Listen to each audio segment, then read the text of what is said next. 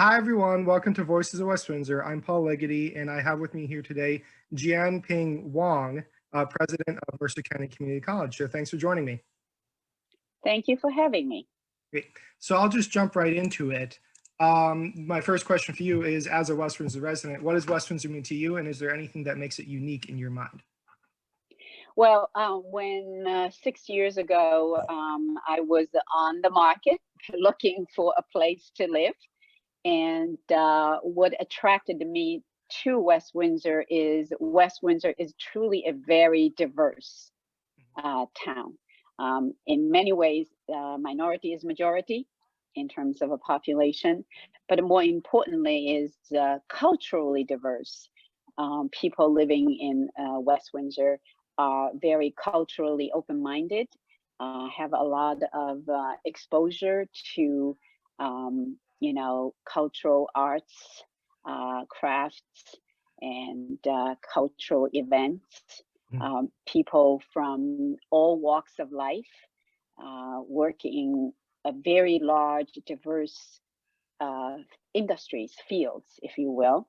And it's just fascinating to just meet anybody on the street and in the stores, in whatever events. You run into very interesting people, and you can have a very engaging conversation. So it's quite fascinating. People passionately care about arts. People passionately care about climate change. These are just a few examples. And needless to say, people care passionately about education, because I have never visited a school where so many parents are participating in those events, even though I have no children in school districts. But I always believe the value for education is an indication of the community health. So a community that cares education is a community that should be strong. So these are the things that really attract me to West Windsor. Okay, well, it's great to hear. And kind of switching topics a bit, as president, can you talk about the importance of community colleges and Mercer County Community College in particular? Sure. This is so befitting. April is a National Community College Month. So we are at the top of the month, and we are celebrating community colleges. And as an educator who studies educational leadership as my doctoral program, I know quite a bit about the history of community college. And I am an absolute believer in American dreams, in democracy.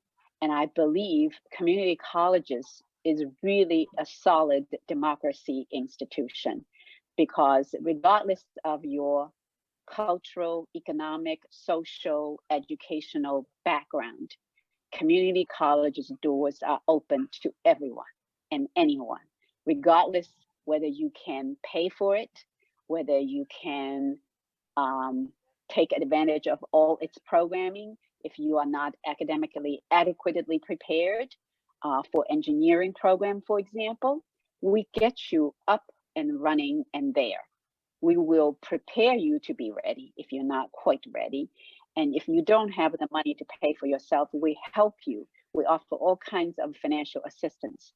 So, being a first generation immigrant myself, when I came to this country in 1989, I didn't have a penny to apply for, school.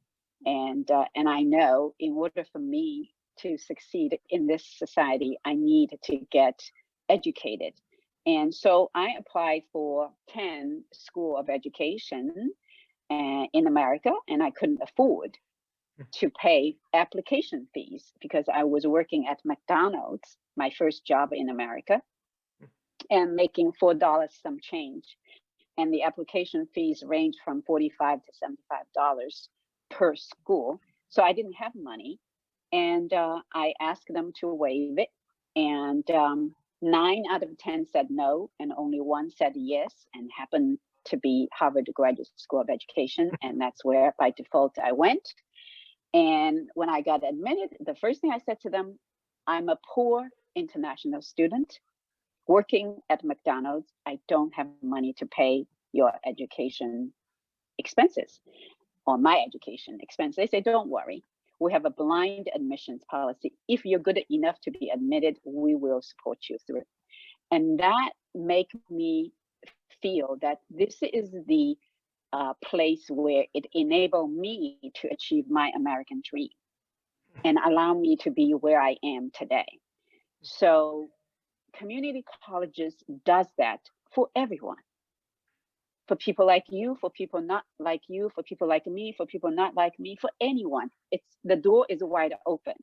You don't have to be rich, to be smart, to be tall or anything in order to be admitted at a community college. We help you. So to me, there is no institution that is more important to American democracy than community colleges. It's truly playing a equalizer position to do that. And at the Mercer, we try to stay true to that open door admission by truly helping everybody not only get in, but get out. It's easy to get in because it's open door admission, no competition, everybody is admitted, but we don't want you to be admitted and don't go nowhere, and do not progress, do not finish, do not get a degree, do not get a job. We want you to get it finished. Whatever your dream leads you, whatever your ambitions lead you, you want to continue on with a bachelor's degree. We have a university center on the campus where you can go on to Rutgers or William Patterson or Fairleigh Dickinson or Felician or Wilmington University. And these are only 5 on campus, but we have plus dozens, I think 40 plus to 70 articulation agreements with higher education institutions around the country. So you can go to NJIT, you can go to Columbia. Last year in May, we had 2 students transfer to Princeton. And I'm very proud, both of them are female students. One is the daughter of immigrants from Mexico, and the other is a single mother of 2 small children majoring in physics. So it just gives me goosebumps to think about the potentials that Mercer County Community College serve to empower those people and various people who have dreams, ambitions for themselves as well as their families, and what we can do for them. We truly change lives for not only the students, but their families and their communities. I mean, that's all fantastic to hear. My father's also a Harvard alumnus, by the way. But just the philosophy behind that is obviously how much you care about it is great. Now, I mean, speaking of which, what brought you to Mercer County Community College? Yeah, that's a question I got asked a lot, especially in my beginning years. And I was not looking for the presidency at the Mercer County Community College. I was nominated by quite a few of my colleagues in the field, and then I was pursued by the search firm. When I was asked, I said no. My first instinct was no, because I was serving as a vice president of academic affairs at Ocean County Community College in Ocean County, and bought a house and just settled down and try to enjoy some beach life or whatever. And then I was asked and I said no. But then my husband, that's really to his credit, said, well, before you say no, maybe you should take a look at this institution to see what kind of difference you can make. So on Valentine's Day, he, without telling me where he was taking me, we got into the car and it was snowing. So he was driving, we're on the 195, and I'm thinking, oh, maybe he gave me a surprise to take me to the MacArthur Theater for a show and a dinner or something. The next thing you know, we're on the Old Trenton Road. And it's like, wow, why are we coming over here? So the next thing you know, we're on Mercer campus. And we spend the entire day talking to anybody we ran into at the college at that time. and that was 2015. And we were very inspired, both of us, by the stories we heard from the people who were teaching classes, the employees who were working that day, and the students. Most inspiring were the students who were telling me and my husband how they are grateful studying in this institution that offer them a quality education with a very caring faculty and students, how they are more hopeful and ambitious for their future. And then we went to the James Kearney campus in Trenton, and we were very, very graciously greeted by the staff member, went on to tell me her story of a Mercer graduate now working for Mercer, how great the college was to her and how much she enjoys working at the college right now. And I just said to myself, wow, this is really a gold mine place. There's so much potential, and yet I also at the same time, needless to say, I heard some complaints from the students and from the staff, wishing certain things were different, right? So that gave me a lot of hope that we have the great opportunities here. Great things can be done, and more difference we can make if we can work together and to achieve those. So for example, when I was the finalist and they brought me to the campus to meet with the faculty, staff, and students. So a group of veterans came to the open session and basically told me how much they appreciated the opportunity they have at the college, but at the same time complained to me how much there was not done for the veterans. So I said to them, if I were fortunate enough to become your president, I promise you all this will change. So I made that promise to the students, and I made the promise to the employees. So of course, after I got here, within a couple of years, our Veterans Office were named #1 in the country as military friendly. So we made a big progress. So that's what I think attract me to Mercer is its great geographic location, its great faculty and staff who demonstrate such a high level of dedication and commitment and compassion and the place is so ambitious, inspiring, and persevering. Every single student story tells me that, in spite of so much obstacle in their life, they don't give up.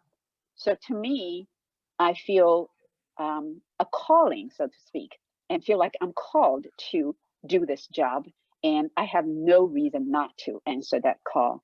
And I'm very happy I did, because for the last 6 years, we did tremendous amount of work to make Mercer a much better community center, resource, as well as a beacon of hope for students and community members.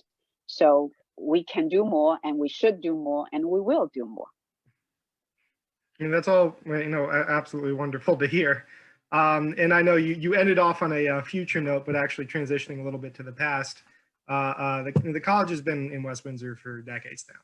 And yeah. I'm wondering if you can speak a little bit about its history, including, anything that's not already on the website, if possible. And then you spoke to this a little bit, but, notable developments during your tenure. Yeah, so the college was established in 1966. So we are into our 55 year of existence. And when I came, I combined my presidential inauguration ceremony with the celebration of 50th anniversary of the college because I wanted to reduce the cost, but more importantly, I want to raise money.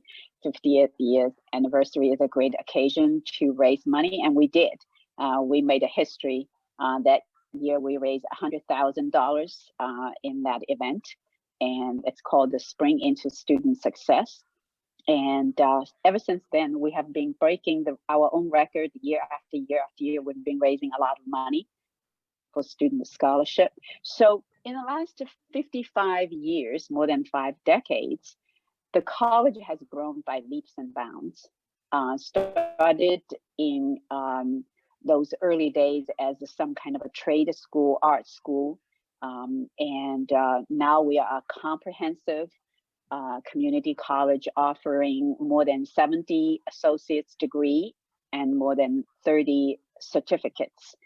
And we service over 10,000 students who take at least 3 credit course with the college, and service another 4,000 to 5,000 residents of our state and county for lifelong learning, professional development, workforce development, retraining, etc. And then our theater has a Patreon, over 45,000 a year, people passing through our theater program. And then we have countless people passing through our athletic facilities. We don't even keep record of how many people come to use our gym, swimming pool, soccer field, baseball field. We opened it to our community because we believe we are a community resource center. And our library, every resident in Mercer County can come visit the college library, and we have online resources as well. So we have been a community service for 55 years. But in recent years, particularly in the last 6 years, we really focused on the needs of students and the communities. And when we say needs of students and communities, because 55 years ago, students came to Mercer. They are more traditional age, like a TCNJ type of students studying full time, and go to another college after that. Now students come to us with a variety of needs. Some of them may even already have a master's degree. But they realize they need new skills. Or some of them are still working and they want a promotion. And they need specific skills to get promoted. For example, you want to become a manager, so you don't know how to supervise people, or you don't know how to deal with difficult people. They will sign up for those things, and then you have a huge growing population of retirees in West Windsor, as you know, and we have 55 plus communities, springing up here and there everywhere. And those people had a very busy professional life, and now they want to enjoy themselves. So we add a lot of recreational courses, such as drawing, painting, pottery, photography, all those things, wine making, wine tasting. So we try to meet the needs, diverse needs of the community. And during the pandemic, the needs quickly shifted. So I give you one example, that all these young children are learning at home, right? So many of their parents left the school long time ago. So I'm glad I don't have any kids at home right now, because if they need me to help them with algebra, good luck. I don't have any. So quickly together to assist parents, to assist their students, their children at home. And we also quickly put together a resource page for small businesses who don't know how to adjust their business plan, adapt to remote customer service, right? and IT needs, and computer needs, because a lot of government now automate its processing through online only, and small business mom and pop shops, many of them are not capable of adapted to this sudden platform change. So we try to offer all those. And plus we have new needs, rising needs, like medical cannabis, so people want to get into that field, but they don't know where to start, and they don't understand the regulation, etc. So we offer courses. We have retired medical professionals who are being called upon to serve our communities, but they need a refresher, like become a vaccinators. Well, they haven't been using the needles for the last 20 years. So we offer the vaccinator refresher course, and those professionals coming in to take those courses. We have school district water issues. So we develop programs about water facility management. So we try to answer the needs of our community, and we try to make sure that we are visible in community and that we hear what you want. And of course, our main line is help our students. Well, our students' needs also vary. Many of them want to go on to a baccalaureate degree, so we create a university center, and we create additional programs. But we also create business partners so that those who want to leave us to go straight into jobs have choices to do so. So we partner with many, many businesses to do hands-on internship, apprenticeship, field experience clinicals, so that those students finish those technical programs can easily transition into jobs. And for community service, we don't only focus on education, because we understand you have to be having a shelter and food and clothing on your back in order for you to learn. So we also pay attention to food insecurity, housing insecurity issues. So during the pandemic, we did multiple clothing and food drive to give out free clothing, and they simply last produced thousands of facial shields when the pandemic first hit, and hospitals and long-term care facilities, even if they had money, they couldn't buy any shields because it wasn't available. That was so I think you still probably remember those days. Masks were not available, PPE was not available, it's just a short supply. So we used our own advanced manufacturing lab, and our faculty and employees volunteered their time, day and night, and we produced thousands of medical grade facial shields, and we distributed to all our local hospitals, Penn Medicine, Robert Wood, Capital, St. Francis, and Henry J. Austin. We sent to them, and then we also distributed to the long-term care facilities and even the Mercer County Correction facility, because there was one time 50% of the people were infected. So we sent to them. Now we are running vaccine clinics. We've been running it since January, and we will continue to run those clinics, and it's going on right now on my campus until majority of the people who want to be vaccinated are vaccinated.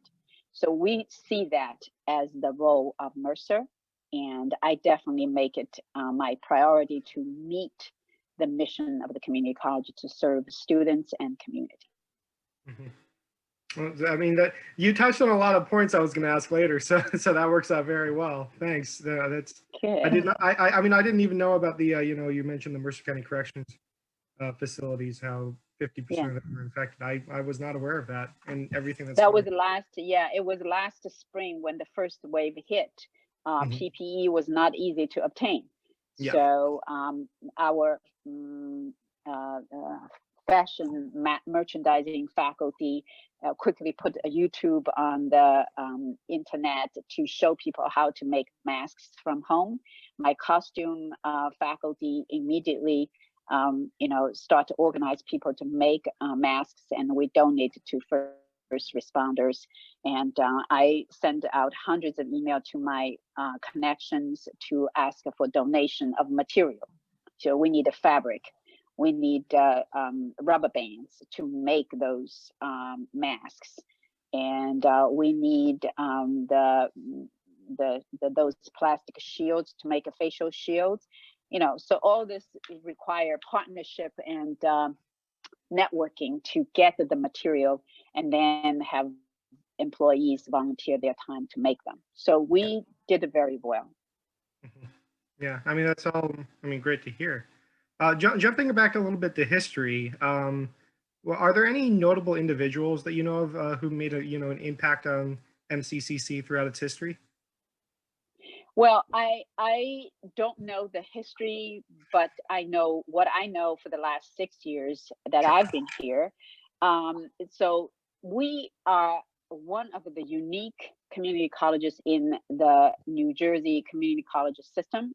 Our county has been incredibly supportive of Mercer County Community College. While other counties' funding decreased over the years, Mercer County has been giving our college a 2% increase for as long as I've been here. Every year, they supported the college, whatever the needs the college have. If I raise it with the county executive, with the board of commissioners, now used to be called the freeholders, board of commissioners, they are incredibly supportive of the college. I make it my business to keep them informed what's happening at the college. Every quarter, I appear in front of the board commissioners, and I report to them what the college is up to, and take their questions. I think we work together very, very well.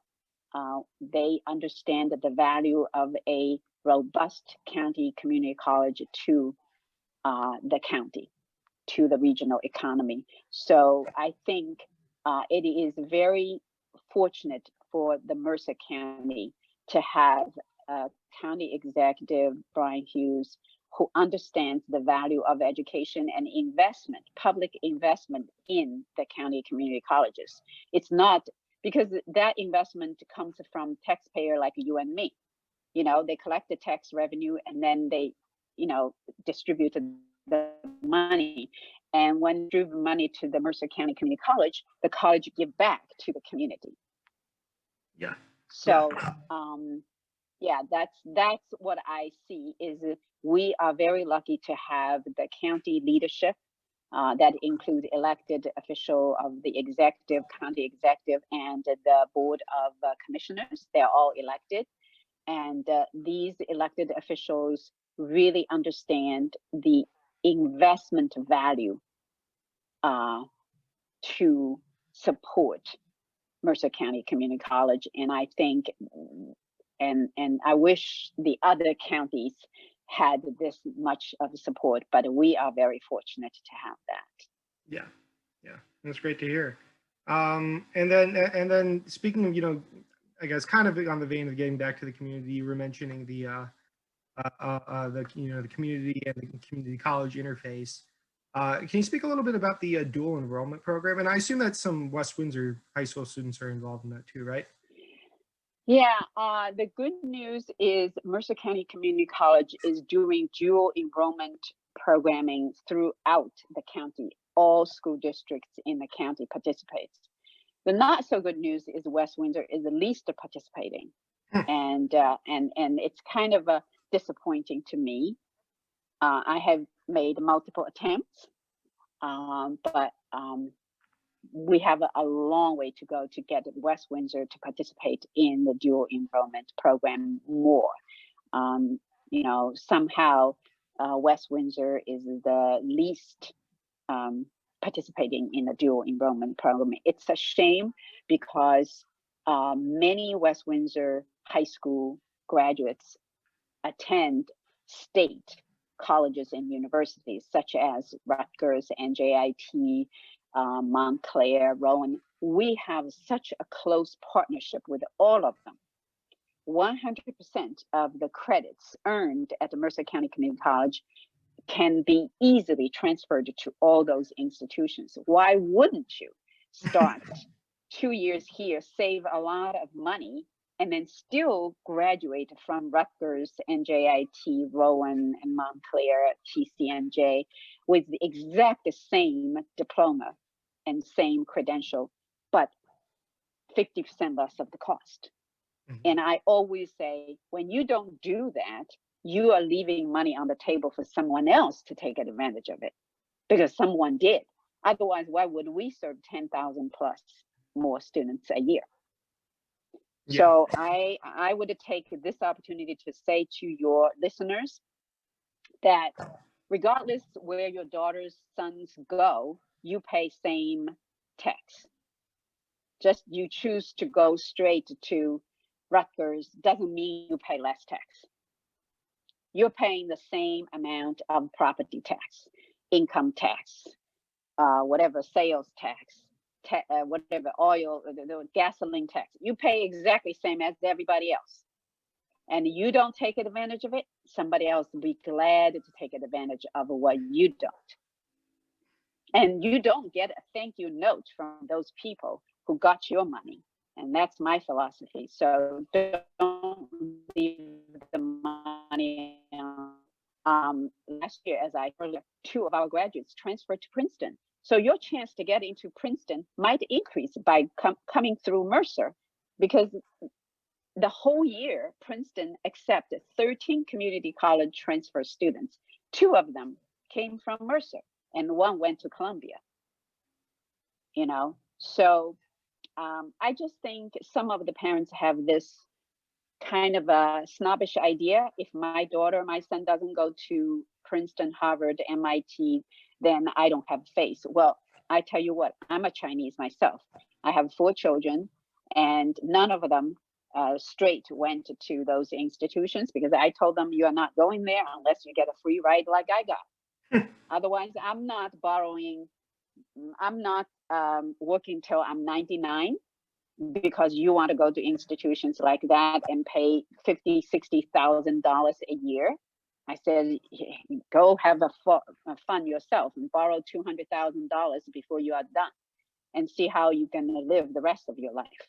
So none of my kids actually did that. They all did the transfer route and went to the public 4-year institution. All of them are doing fantastically well, and they are off my payroll, as I say. Yeah, that's great to hear.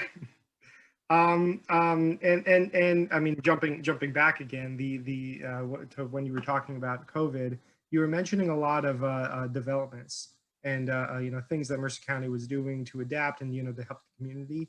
Are any of those changes things that you expect to last beyond the end of the, you know, the COVID crisis? Oh, absolutely. We learned so much during this crisis.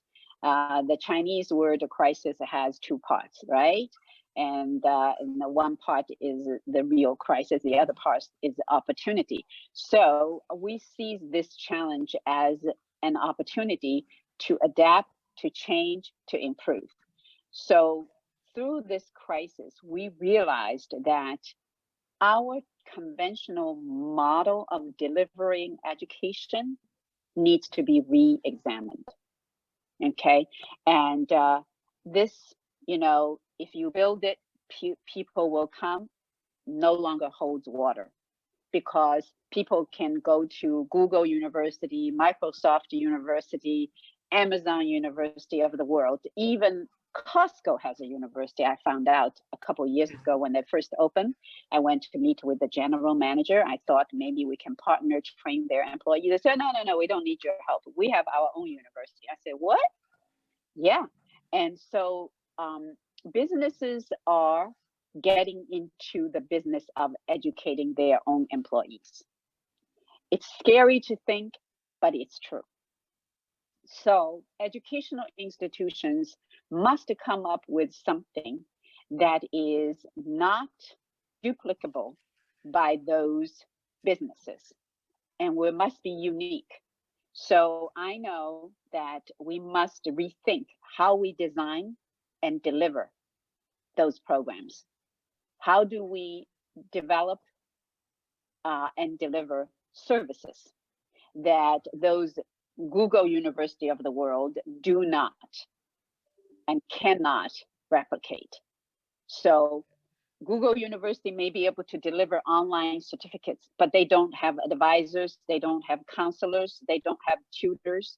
We do, you know? So this is where our human touch, our accessibility, our wrap around services, support services, our partnership with businesses to give them sort of mentors, you know, that comes in. And also, you know, the way we credential our students. Not everybody wants the same credential. Not everybody needs a baccalaureate degree. You know, some people are not going to be fascinated by mathematics, but they're extremely good with their hands. So they can be a programmer. They could be a robotic engineer, right? But they're not very good with physics. So what I'm saying is, just because someone is not good at everything doesn't mean that person is no good. It's the opposite.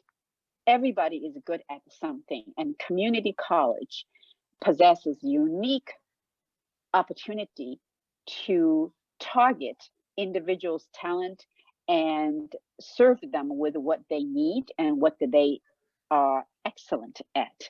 So we needed to make sure it's accessible, it's affordable.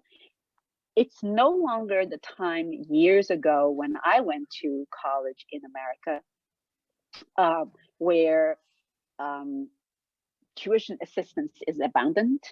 I didn't have to worry about, you know, I don't have money. Harvard said, if we accept you, no problem. As long as you keep your grades B+, you get your tuition waived. And I'm like, wow, this is America, you know? And that was shocking to me. But now I realize that community colleges does exactly that. We allow everybody to persist with or without financial abilities. But the key issue is we needed to ensure the students succeed. So what we learned during the COVID is students learn differently, faculty teach differently, and students take the service also different. Some people love this Zoom thing, and other people, no. I don't want the Zoom. Can I talk to you? You know, can you walk me through? So I think there is a diversity of learning, teaching, accepting services. There's such a diverse way of delivering it. And I think we needed to really, really look at it. And the other thing I think we need to look at is it is very expensive to do anything today. It's costly. Everyone, including West Windsor Township, my college, the state of New Jersey, Mercer County, we all are getting less and expected to do more. And at some point, service suffer because you can only get that much efficiency out of it to some extent. And after that, you are going to compromise the quality of the service or the delivery of the service.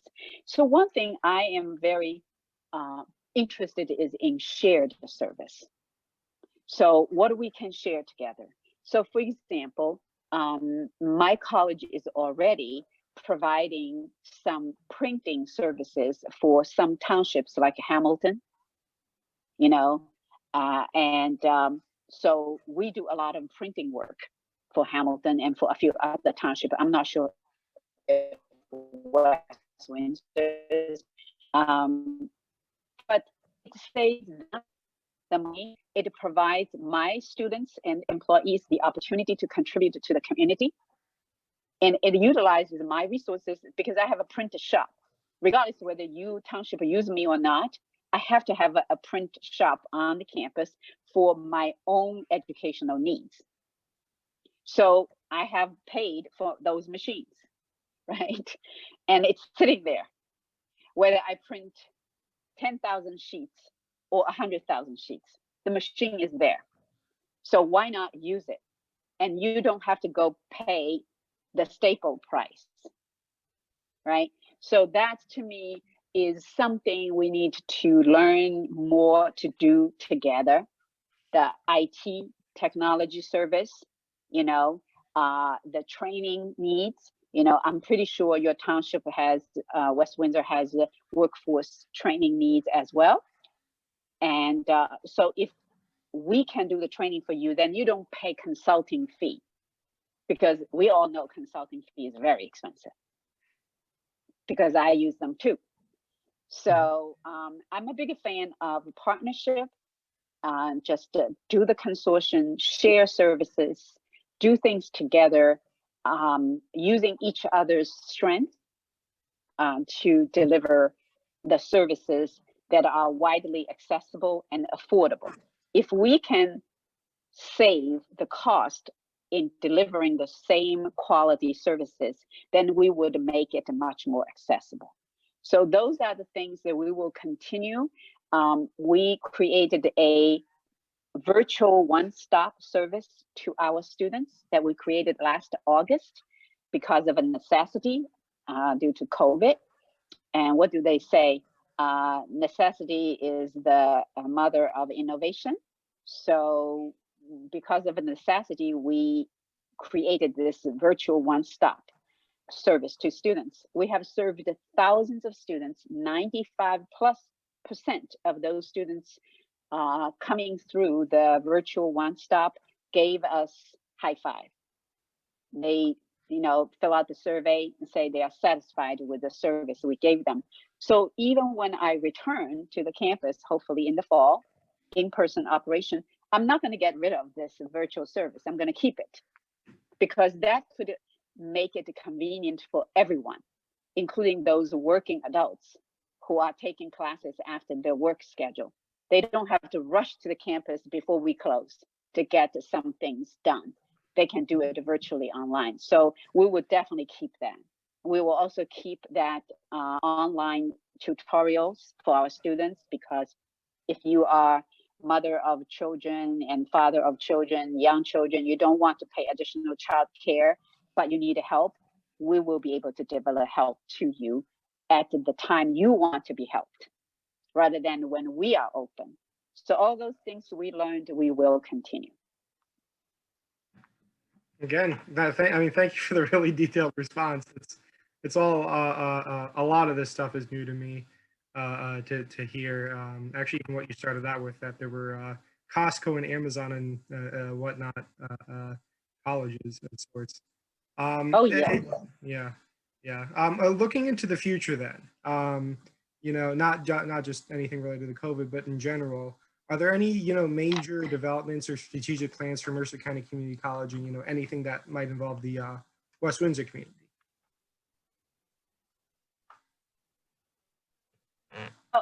We are on the West Windsor territory. So the college is actually completing our second 5-year strategic plan.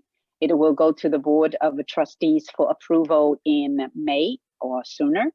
And in those in that plan, we have our ambitions to continue to pursue our strategic goals of student success, innovative partnerships, and organizational effectiveness. These are our 3 strategic goals, and we will continue to pursue them, and we will do so with a very practical but bold thinking out of the box strategies.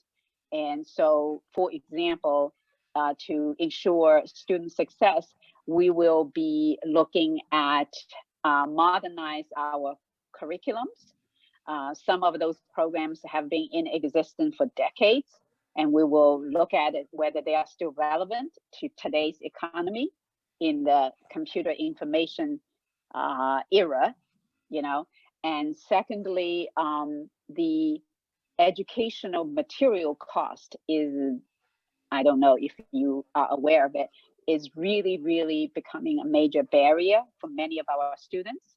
A textbook could cost a couple of $100s. So if you take 4 classes, well, your textbook is going to cost you $700-800, you know.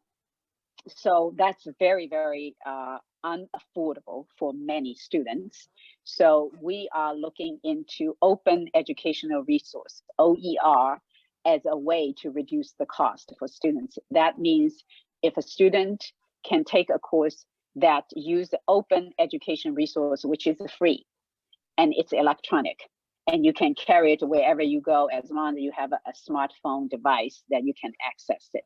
So it will allow people who are working full-time during the break, if they want to review something, and the textbook is right there on their palm, right? So we are seriously engaged in this kind of transformational efforts to help with the students. We're also looking into the prior learning credential initiative. That is, if you are a electrician, for example, for 10 years, and you decided you want to go back to school, get a credential, and move up and become a manager or something. Well, if you go into the electronic engineering program or utility, construction, trades certificate program, does that make any sense for us to put you through the ringers of all the courses and like introduction to electronics? You know, you've been doing this for 10 years. That doesn't make any sense. So we would look into how we can do prior learning experience, assess them, translate them into credits so that you can finish your certification or degree faster in less time and less money. And that's what we're looking for. And also we're looking at short-term credentials. So as I said, you may already have a bachelor's degree. So why should we put you through ringers for another 2 years and 4 years?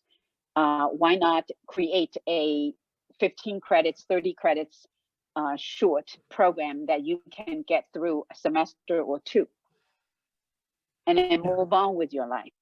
So we are looking at all those various ways. Something we call the CLAP, that is, you can get credit through exams.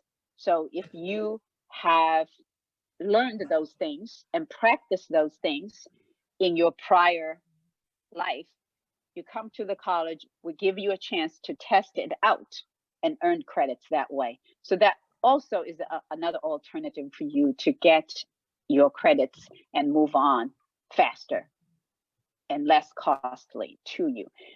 So these are, you know, we are looking at a variety of ways to do things differently and to make it easier to remove the barriers, as I say, for students to move on with their dreams in a way that is less daunting, because to pursue secondary, post-secondary education for non-traditional students in itself is already very challenging.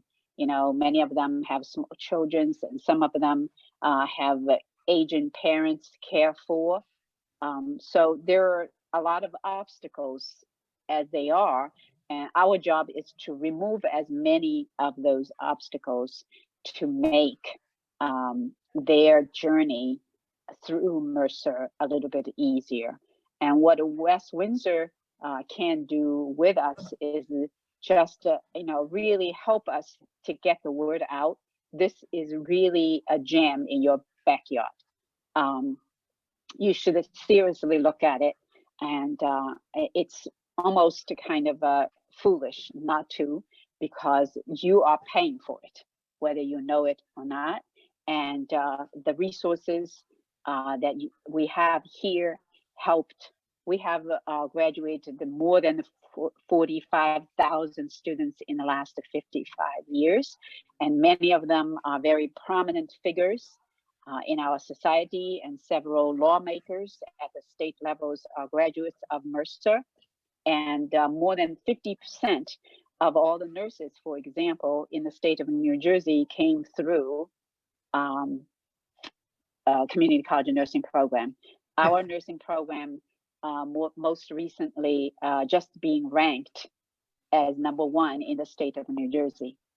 And so we have some really fantastic programs that win awards, like our student newspaper, because you are a reporter, so I'm using you as an example. Our journalism program has a newspaper, student called Voice. And our student newspaper just received 18 awards. I believe 7 of them are first place, and the rest of them second and third place. And this is not the first year they win. They won many years. And many of your listeners know Mercer County Community College horticulture program participates in annual Philadelphia Flower Show. And every year we win either first place, second place. We rarely win third place. And that's against a Harvard, Brown, everybody, you know, in the country. And we win. Community college win. We have pilot program, aviation pilot program. So that's the only one on the East Coast. There's no one else doing this, that we are doing it. You know, so we have a lot of one of the kind of programs that graduate students. Our